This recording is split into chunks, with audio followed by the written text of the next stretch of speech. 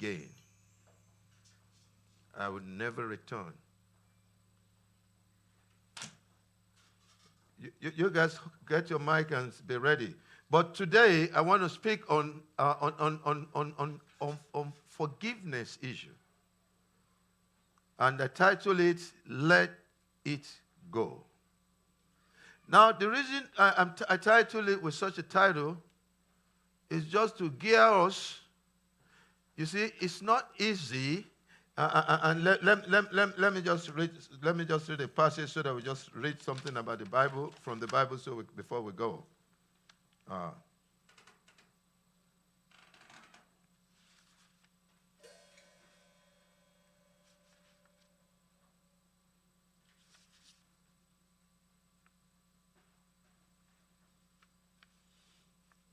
If you have your Bible with you, I want you to go to,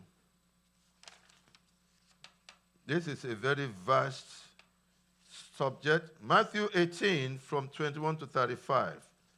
Matthew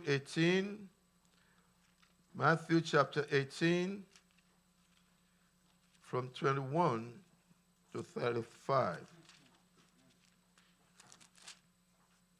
It is simple. And I will explain to you why some prayers remain unanswered. I've done all I can do. I fasted. I did this. It's not going to. Church will pray for you. Lay hands, anoint you. The prayer won't be answered. 18 from 21, I say. Then came Peter to him and said, Lord, how often shall my brother sin against me and I forgive him? Till 7 times? It's a question he asked him. Jesus said unto him, I said not unto thee until 7 times, but unto 70 times 7. There's a reason for that 70 times 7. He wants to make it uncountable. Unless you are such a man worse than a Pharisee and have a tab and a way you to count every time he sins until 70 times 7 times, then you have right to not forgive. But you must be so from somewhere else to tag the number of sins to 70 times 7 before you say, now I want to. He's saying that do not for any reason hold them, regardless of how many times they've sinned against you. That's the summary of that one. 70 times 7. 70 times 7. All right. So, therefore, this is the kingdom of heaven likened unto a certain king. That is likened unto a certain king, which will take account of his servants. And when he had begun to reckon, one was brought to him which owed him $10,000. Let's put it dollars so that we can just make it easy. It talked 10,000 talents. But for as much as he had not to pay, his Lord commanded him to be sold, and his wife and his children and all that he had, and payment to be made. The servant therefore fell down and worshipped him, saying, Lord, have patience with me, and I will pay thee all. Then the Lord of that servant was moved with compassion. Somebody say compassion. And loosed him and forgave him his debts. But the same servant that's just been forgiven went out and found one of his fellow servants, which owed him 100 pence. That's a serious thing. He owed the master 10,000 talents. And when he was forgiven, he was out there just being released, and he saw somebody that owed him 100 pence. So it's not even dollars. Let's say 100 pence to $100,000. And his fellow servant fell down at his feet, just like he fell down at the feet of the other master, and besought him, saying, have patience with me, and I will pay thee all. And he would not, but went and cast him into prison till he would pay the debt. So when his fellow servants saw what has happened, they were very sorry, and came and told unto their Lord all that was done. Then his Lord, after that he had called him, said unto him, O thou wicked servant, I forgave thee all that debt, because thou didst me.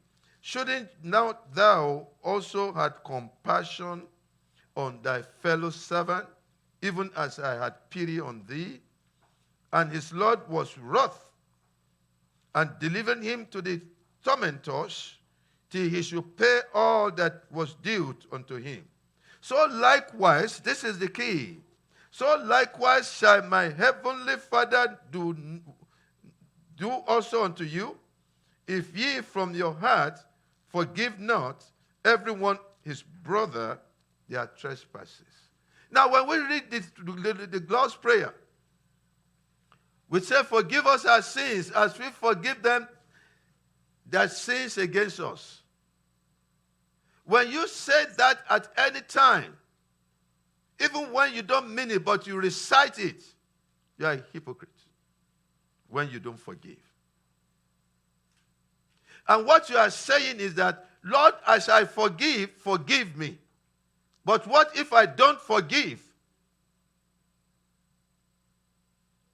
Then don't forgive me. Is that right to say? Forgive us as I. So do unto me as I do unto. So if that becomes so, then no, when you are struck with sickness and disease as a result of sin, you're going to be healed.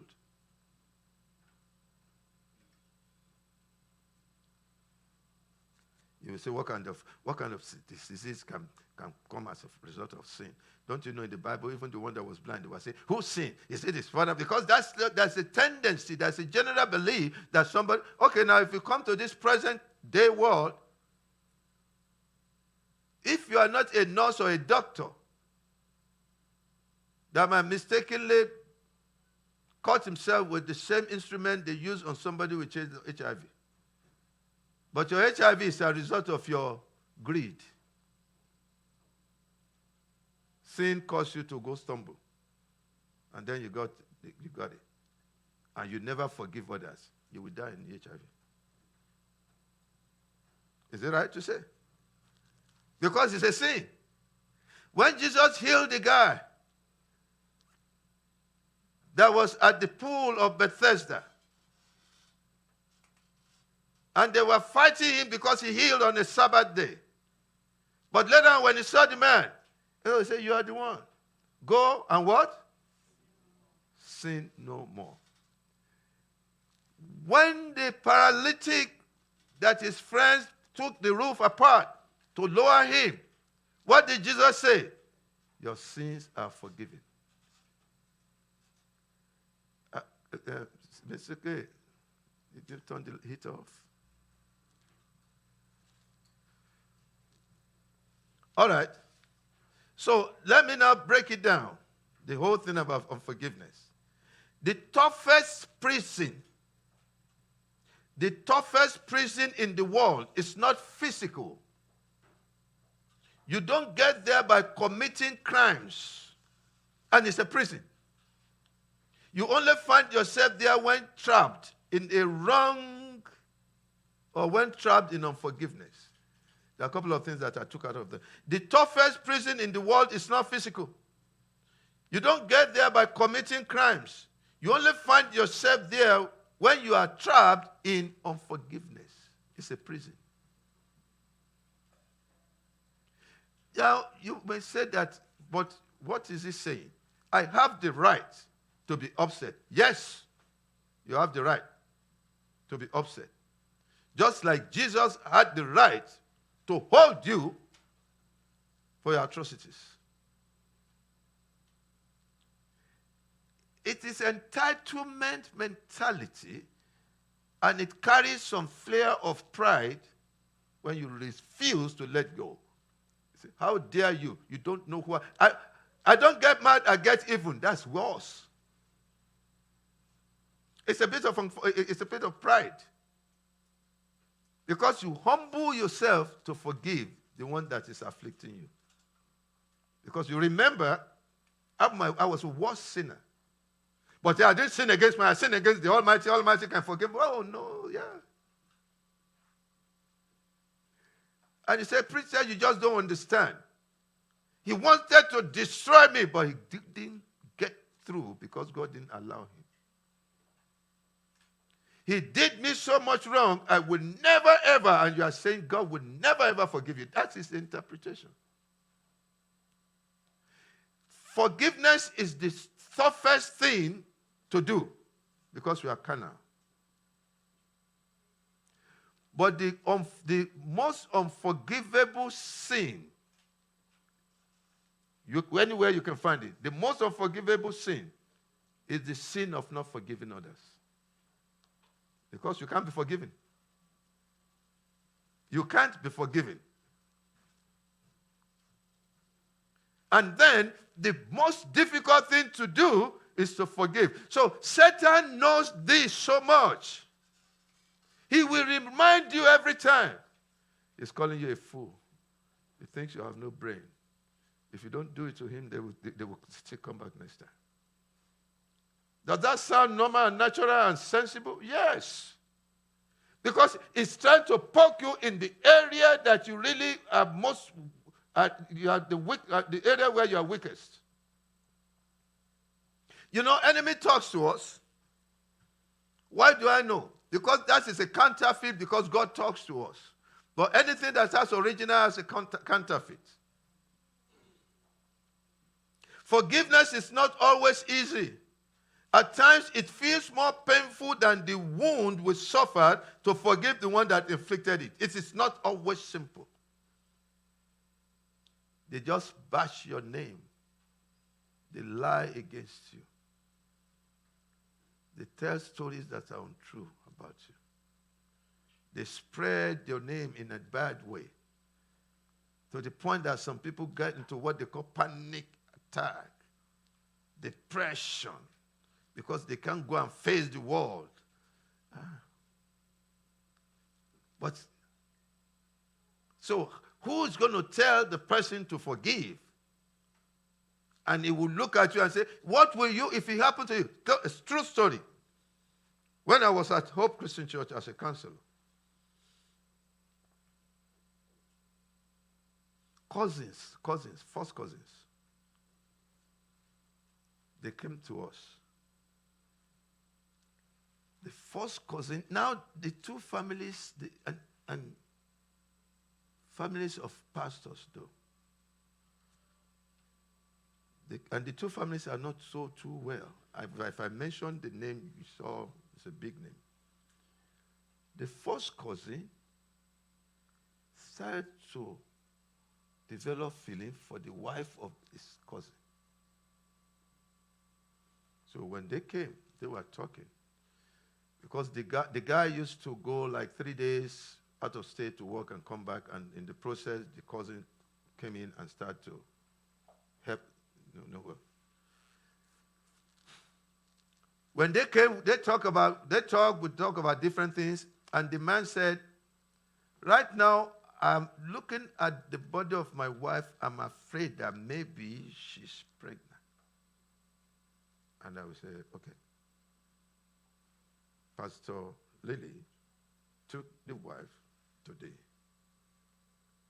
and she was pregnant for the first cousin.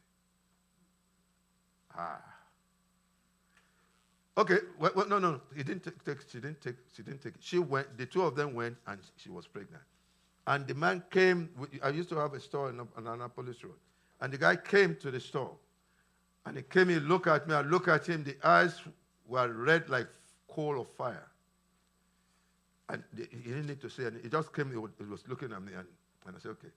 I said, sit down. I closed the store. I told him to drive after me. We went to the other pastor's house. No, we went to the hotel. They were having a conference. I looked at her, I said, "Call me Pastor Lily." Pastor Lily came up in the hotel lobby. We took 3 chairs by the wall. And when he sat, he bent his head down, and his whole body was vibrating like an engine of a car. When he raised his head up like 5 minutes, sweat, bubbles, everything. I said, Jesus, I can't handle it. And we said, okay, all right, we heard you. We make an appointment to meet with Bishop Harry Jackson the next day. And we went, when it's too much for you, can't handle it, you go to the next one. From me to her, then the 2 of us to Bishop Harry. And when we got there, Bishop came. The first question he asked, Bishop, what will you do? That is, as if that happened to you. And Bishop said, yes. That's it. Okay, I want to hear. I'm learning. And Bishop said, yes. The Bible say, and be careful to just say the Bible say, because they can slap you right now. I'm born. And it said, I don't have any other thing to say than what the word says. When you don't know anything to say and you quote the word, the giver of the word is the one now that is in control, not me. He said, but because if you don't forgive, you are trapped for life. But he came and impregnated your wife, your first cousin, but if you don't forgive, you are trapped. So, God, you are in heaven, you see this. So what do you say?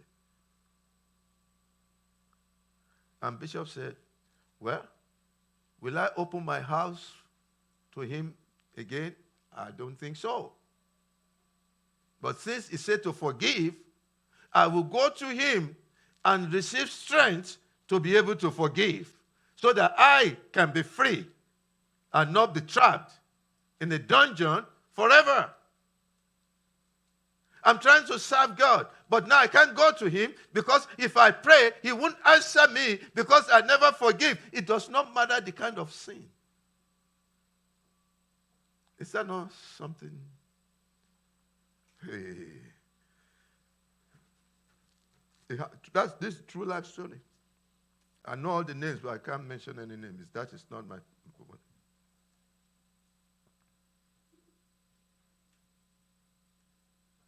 We can understand the historical reasons why many embrace hatred, while refusing to surrender to the ills of the past, because it has cut deep through the flesh to the bone and to the marrow, and it's so painful. I will tell you a story that I picked from the book of Jerry King.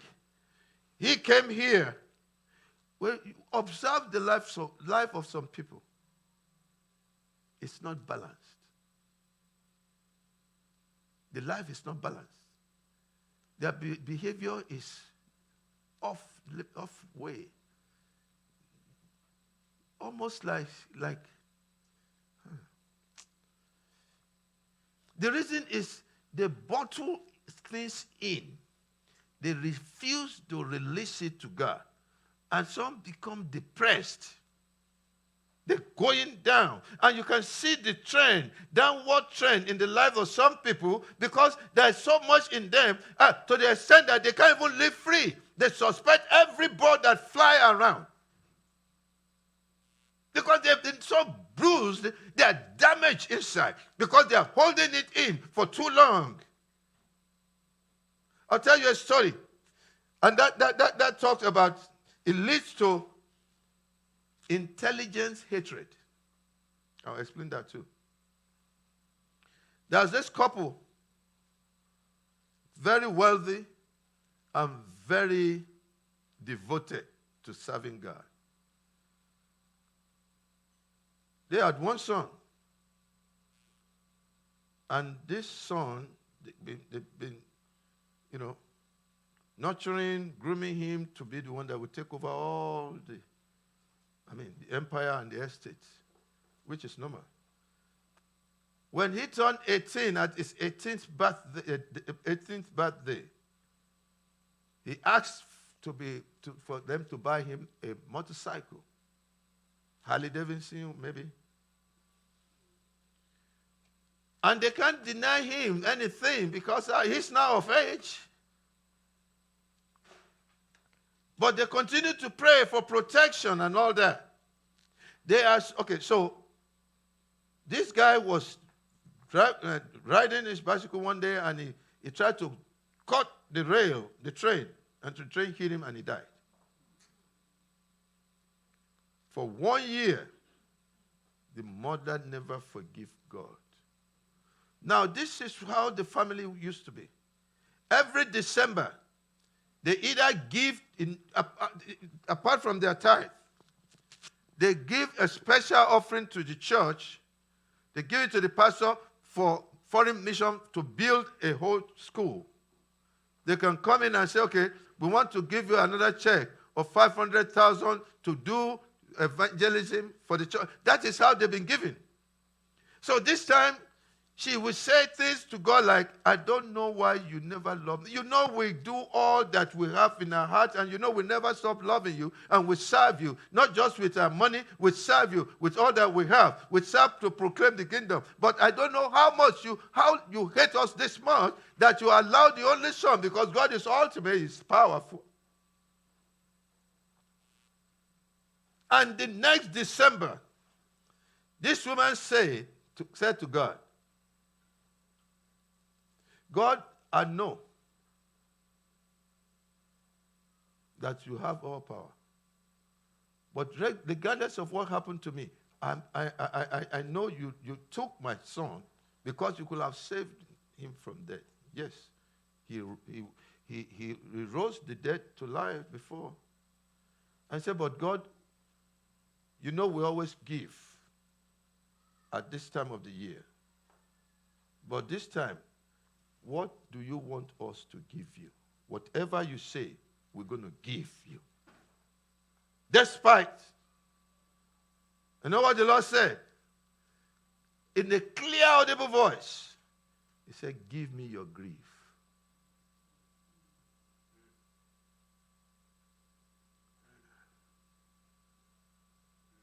He dealt with it. Because if for 1 year, he was upset with God. And he never withhold the words. And the Lord said, give me your grief. And she went to her knees and gave. Forgiveness is an intentional act. You got to want to. When he came, intentionally he came to die. If you will forgive, you will have to be intentional about it. A lady came to my house. She's from Liberia. I've known her before that time. We talked. She used to be one of the members of my daughter's church. My spiritual daughter. And she came. She sat. I'm speaking to you right now. I can still see her. I can still go back to see her sitting.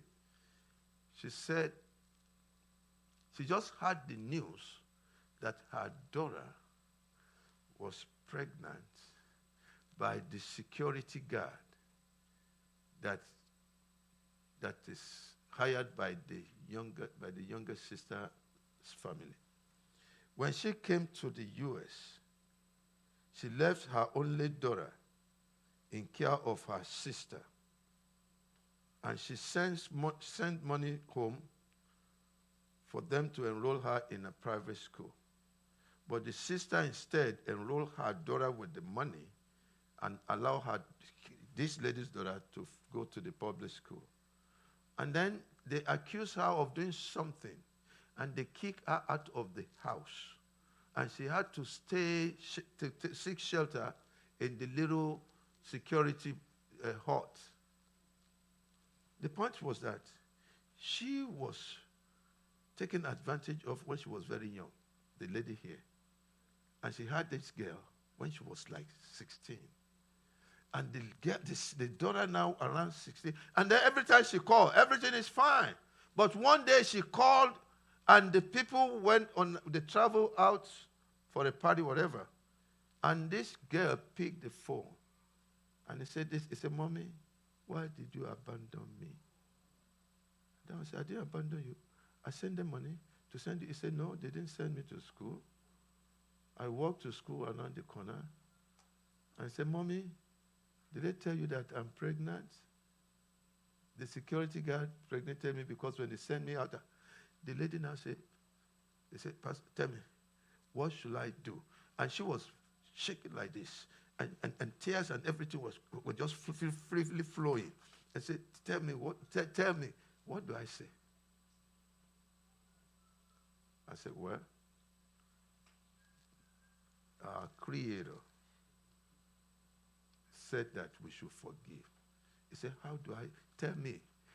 What am I going to say? What can I say? He said, tell me. She was right in my living room. She was, I haven't seen somebody. And so the same guy, when the wife was pregnant, he went down and he was left. I've seen pain demonstrated by body jacking and what am I going to say? I have to repeat what the words say. Only a servant I am. But if you can do it, she did it. She did it. If she can do that, if he can forgive, otherwise they will be like worthless men, like almost mentally derailed. And you see some people manifesting here in this church. You know some people that just I don't want to say too much. You know the ones that are struggling but they won't let go. It becomes like something in them. Until they let go, there won't be peace. When you look within, you'll be depressed. When you look without, you'll be oppressed. When you look at Jesus, you have peace. Every other thing, there won't be peace. So if that becomes so, what am I going to do? Well, I just see that this is a 2-part, 3-part message because I'm just scratching, but I have to end up now. Unforgiveness gets a bad reputation, but allow me to say something that perhaps have never been said. The deeper the depths of your heart, the deeper goes the wound, and the harder it is to forgive. If you have a big heart and they sin against you, oh, you're in trouble. If you are heartless, where is the pain coming from? No pain.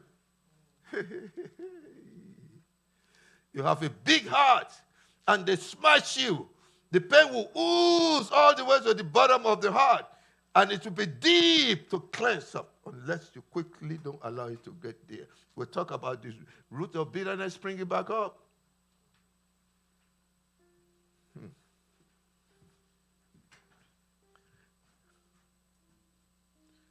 Forgiving what we cannot forgive creates a new way to remember. It changed your way of remembering. We change the memory of our past into the hope of our future. It takes you away from the pain. That is why we say, I will never be the same again. I will never return. I've closed the door of pain. I've closed the door of grief. I've closed the door of bitterness. I will walk the walk. I will run the race. And I will never be the same again. The way the unforgiveness works in man's life is that it causes us to continue to look back. Because this is how it works. Anytime you think about what they just did to you, it comes fresh again. It comes fresh again. It's like you are driving a car and you fix your gaze on the rear view mirror. Looking back. It's not if, it's when you're going to crash. Because you go to face the future, but you're looking back. And you're driving, you're looking back. And you can't see. That is what unforgiveness is. It ties you down. And this is what I was listening to the promise today. Is that, what is the verse? Is it Psalm 18 and what? 28 to 29. For thou wilt light my candle. The Lord my God will enlighten my darkness. For by thee I have run through a troop, and by God I have leaped over a wall. You can't leap. You can't leap when there is a big weight that you are dragging ahead behind you. You need to be able to have the sword of the Spirit. and to cut away from yourself every weight that holds you back from running the race. And bitterness constitutes the biggest weight that you want to run, you cannot run. You want to sprint, you cannot sprint, because it holds you down to total destruction until you're able to cut it off. That is why it says, strip yourself away from every weight that holds you from running the race of life. It's my time. The time is off. But I want to make a call. It is not easy for man to forgive, because I am a man and I know the pain of affliction. I'm just going to talk about how to hate intelligently. No, not that you should count 70 times 7, no. But what if I'm the one that did to you what the enemy did? You will be upset with me. But because you are fighting an invisible spirit, there is a way that is so twisted for every pain that is afflicted to you. You channel the hatred to somebody that was not the cause of it. That is unintelligent hatred. The way to hate intelligently is to understand the source and to determine that you will destroy the kingdom of the enemy by every means. That you see some people that they will kill by drunk drivers, and they will set up a fund to combat drunk driving. That is where don't go. Just the cause of the thing is what you go after. The enemy that continues to spread his kingdom is who you go after, to target, to destroy the enemy. And that is how you hate intelligently. You hate the enemy with passion. But the enemy is not a man. And that is the trick. The enemy is not a man. It's an invisible spirit. And it's coming after you to destroy you to the ruin, to ruin you to the ground. But that is not the portion. I will never be. If you are here, you are struggling with unforgiveness in any way, just come step forward.